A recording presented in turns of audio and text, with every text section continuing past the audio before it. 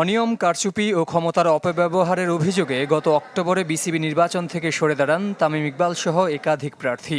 নির্বাচনের পরও সরব ছিলেন, সরকার বদলের পর হয়েছেন আরও সক্রিয়।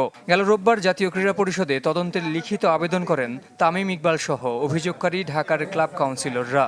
মঙ্গলবার একই অভিযোগ করে জেলা ও বিভাগের সংগঠকদের এক পক্ষ।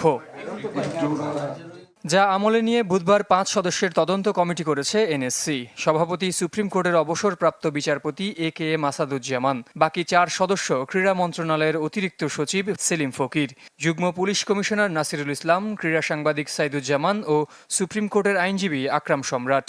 এটাকে আমরা সরকারি হস্তক্ষেপ বিবেচনা না করে সরকারের যে পর্যবেক্ষণ আছে, সরকার যে ব্যাপারে সতর্ক আছে, সরকার যে ব্যাপারে কেয়ারিং, এই বিষয়টার মধ্যে আমরা ইতিবাচকভাবে দেখতে পারি।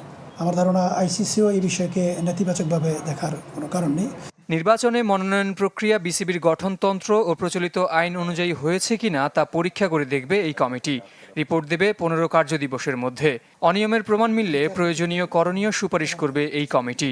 তো আমরা বিশ্বাস করি যে ওনারা তদন্ত করে শুধু সত্যই উদ্ঘাটন করবেন না, সেই সাথে আমাদেরকে অত্যন্ত কার্যকরী পরামর্শ ওনারা কমিটিতে দিবেন। কমিটির পরামর্শ পাওয়ার পরে আমরা এ ব্যাপারে সিদ্ধান্ত গ্রহণ করব। এদিকে মঙ্গলবার বিভাগ, জেলা ও উপজেলা ক্রীড়া সংস্থার অ্যাডহক কমিটি বাতিল করেছে জাতীয় ক্রীড়া পরিষদ।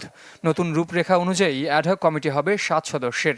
আগের মতোই বিভাগীয় কমিশনার, জেলা প্রশাসক আর উপজেলা নির্বাহী কর্মকর্তার নেতৃত্বে ক্রীড়াবিদ অথবা সংগঠক থেকে নির্ধারিত হবে সদস্য সচিব।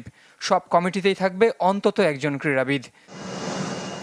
অন্তর্বর্তী সরকারের আমলে বিলুপ্ত কমিটিতে ছিল ছাত্র প্রতিনিধি ও সাংবাদিক।